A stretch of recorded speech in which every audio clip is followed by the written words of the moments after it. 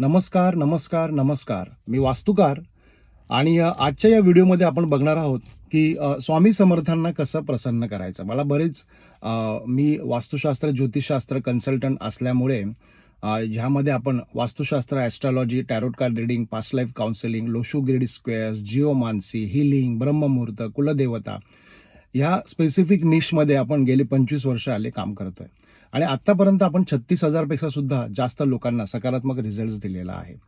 तर मला बरेच लोक, माझे क्लायंट्स, माझे फॉलोअर्स, माझे स्टुडंट्स की श्री स्वामी समर्थांसाठी आम्हाला उपासना कशी करायची किंवा देवधर्म कसं करायचा याविषयी थोडं मार्गदर्शन करा. तर तर डेफिनेटली या व्हिडिओमध्ये मी आपल्याला सांगणार आहे की श्री स्वामी समर्थांची उपासना कशी करायची.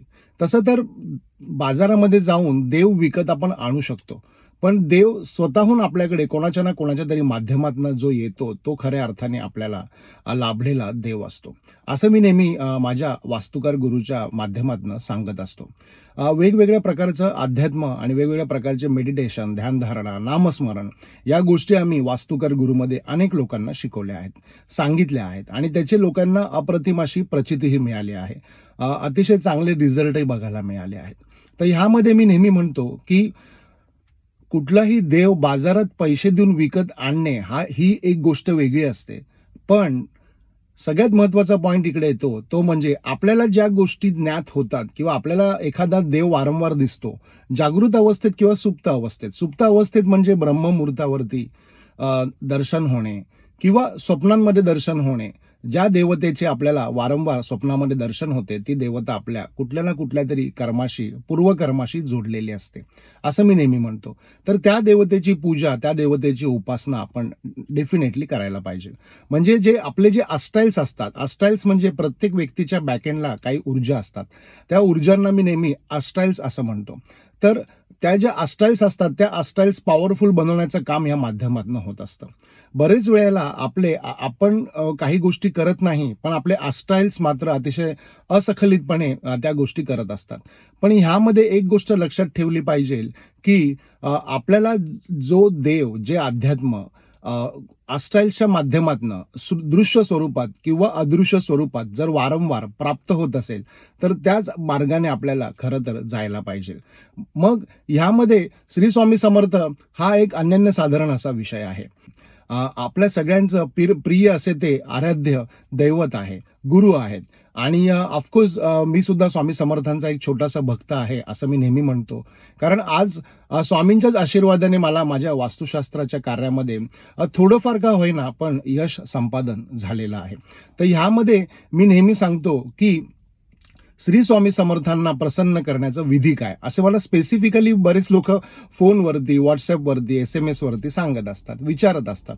तर ह्या व्हिडिओमध्ये आपण जाणून घेऊया श्री स्वामी समर्थांचा कर्मधर्म संयोगाने तुमच्याकडे आलेला फोटो एखादा असेल किंवा जसं मी मगाशी म्हटलं की प्रत्येक वेळेला आपल्याला श्री स्वामी समर्थ कुठे ना कुठेतरी दृष्टीपथात येत असतील, कुठे ना कुठेतरी ते दिसत असतील, कुठे ना कुठेतरी ते त्यांची प्रचिती देत असतील, तर ते ह्या अतिशय आध्यात्मिक अशा सूक्ष्म घटना आपल्या जीवनामध्ये घडत असतात आणि त्या आपल्याला आयडेंटिफाय करता यायला पाहिजे.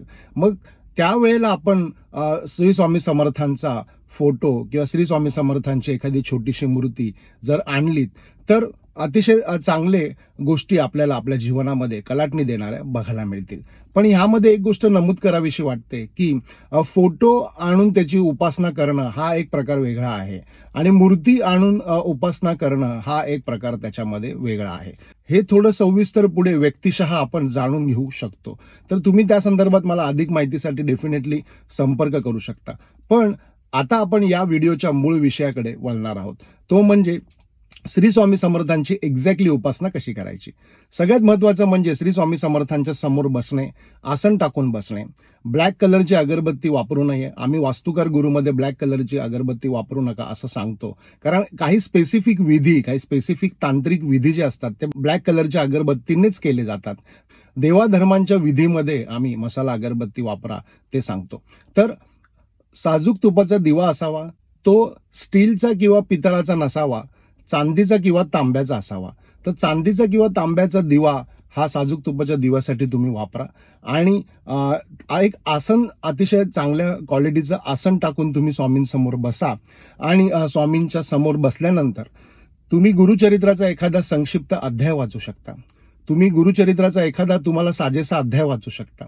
श्री स्वामी समर्थांचं नामस्मरण 7 माळी समोर बसून करायलाच पाहिजे. त्याला गत्यंतर नाही. नामस्मरणाला गत्यंतर नाही. नामस्मरण हे नित्य नियमामध्ये, नित्यक्रमामध्ये आपल्या असायलाच पाहिजे. दुसरं, स्वामींसाठी आपण एक चाफ्याचं फूल आणू शकतो. तर चाफ्याचं फूल जर आपण स्वामी समर्थांना अर्पण केलं तर तो भक्त त्यांना फार आवडतो, जो चाफ्याचं फूल त्यांना प्रदान करतो. दुसरं म्हणजे मोगऱ्याचा गजरा सुद्धा स्वामींना आपण वाहू शकतो. स्वामींना मोगऱ्याचं फूल सुद्धा अतिशय छान प्रिय आहे. तिसरं म्हणजे स्वामी समर्थांच्या पुढे आपण बसून जसं नामस्मरण करा असं मी जसं म्हटलं, श्री स्वामी समर्थांचा तारक मंत्र सुद्धा म्हणू शकतो. तर तारक मंत्र म्हणत असताना एका चांदीच्या पेल्यामध्ये किंवा तांब्याच्या पेल्यामध्ये एक थोडंसं पाणी घेऊन ते बसायचं आपल्याला. जेव्हा आपलं नामस्मरण आणि तारक मंत्र पूर्ण होतो आणि अध्याय वाचून पूर्ण होतो, तेव्हा ते जे पाणी आहे ते पाणी संपूर्ण वास्तूमध्ये शिंपडायचं. घरातल्या सर्व मंडळींना प्यायला द्यायचं. आणि त्याच्यात थोडंसं पाणी उरलं पाहिजे ते तिकडे समोर देवासमोर ठेवायचं. ते एक दिवस तिथे राहील. दुसऱ्या दिवशी परत आपण जेव्हा उपासनेसाठी बसू त्यावेळेला ते पाणी घ्यायचं आणि तुळशीला टाकायचं. ते पाणी परत पायदळी येता कामा नये. हा नित्यक्रमामधला एक महत्त्वाचा विषय तिथे झाला. त्याच्यानंतर श्री स्वामी समर्थांना जर अजून थोडं पुढे जाऊन जर प्रसन्न करायचं असेल, किंवा आपल्या जीवनामध्ये काही अडथळे असतात, काही अडचणी असतात, काही ऑब्स्टिकल्स असतात आणि एखादी गोष्ट आपल्या जीवनामध्ये घडायला पाहिजे, यासाठी आपण सगळे संघर्ष करत असतो, कष्ट करत असतो, मेहनत करत असतो. पण हे सगळं करताना कुठल्याही प्रकारे जास्त उपद्रव किंवा खूप जास्त त्रास, सण, संघर्ष, कष्ट हे खूप जास्त करण्याच्या मागे न लागता काही ठिकाणी स्वामींची इच्छा आहे असं म्हणायचं आणि थोडं शांत राहायचं. कारण आपल्या आजूबाजूला ज्या पण काही गोष्टी घडत असतात ते स्वामी मार्गाने आणि स्वामी क्रमाने घडत असतात आणि ह्या सगळ्यांचा क्रम हा स्वामी समर्थ ठरवत असतात. तर ह्यामध्ये थोडंसं एक साक्षीभाव पण ठेवता आला पाहिजे आपल्याला. असं नाही की कर्तृत्व दाखवायचे म्हणजे प्रत्येक ठिकाणी आपण आपलंच घोडा पुढे दामटायला पाहिजे.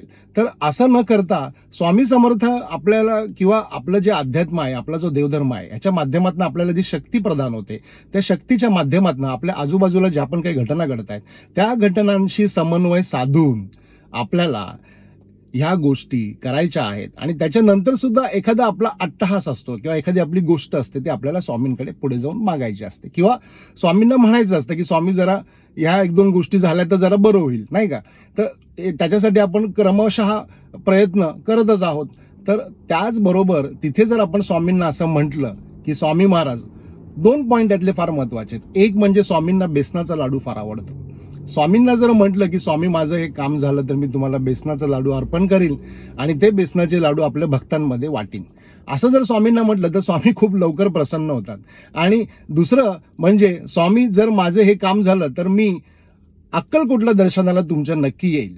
अक्कलकोट आणि गाणगापूर खूप जवळच आहे, मी नेहमी जातो आणि वर्षातनं 2 फेऱ्या माझ्या अक्कलकोटला, प्रयत्न असतो माझा की वर्षातनं 2 फेऱ्या माझ्या अक्कलकोट आणि गाणगापूरला व्हायलाच पाहिजे, असा माझा प्रयत्न असतो. तर हे 2 गोष्टी जर स्वामी समर्थांना जर बेसनाचा लाडू देतो असं जर म्हटलं तर स्वामी समर्थांचा कृपा कटाक्ष, स्वामी समर्थांचा कृपा कटाक्ष आपल्याला अतिशय चांगल्या पद्धतीने लाभतो. आणि आपण जे पण काही काम करतो, जे पण काही या सगळ्या गोष्टी करतो, बघा कसं आहे, सगळ्या गोष्टी काय आपल्या हातात नाही आहेत, पण शक्य तितक्या न्याय देण्याचा प्रयत्न आपण इकडे सगळीकडे करत असतो. आणि या सगळ्याच्या माध्यमातून देवधर्म, अध्यात्म ह्यामध्ये पूर्वजन्म हा सुद्धा फार महत्वाचा पार्ट असतो.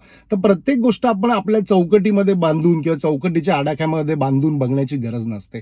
खरं तर काही गोष्टी आपल्या हातात नसतातही, किंबहुना बऱ्याचशा गोष्टी आपल्या हातात नसतातच बेसिकली.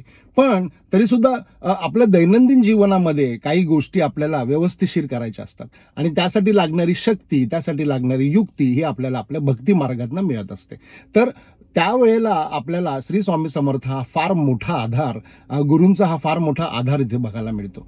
त्याचप्रमाणे जर स्वामी समर्थांना आपण बेसनाचा लाडू स्वामी मी तुम्हाला अर्पण करील आणि तो स्वामी भक्तांमध्ये वाटून खाईन असं जर म्हटलं तर स्वामी महाराज आपल्यावरती विशेष अशी कृपादृष्टी ठेवतात, विशेष असा कृपा कटाक्ष ठेवतात. आणि त्याच वेळेला जर आपण स्वामींना म्हटलं की स्वामी माझं हे काम झालं, काही तुमच्या पद्धतीने हे काम होऊ द्या, पण जेव्हा पण हे माझं काम पूर्ण होईल त्यावेळेला मी अक्कलकोटला आणि गाणगापूरला नक्की दर्शनाला येईल. आणि हे सगळं बोलताना हे सगळं मी वास्तुकार गुरु भूषण यांचा व्हिडिओ बघून सांगतो आहे, हे जर तुम्ही म्हटलं तर त्यामध्ये माझी सुद्धा पॉवर ॲड होते.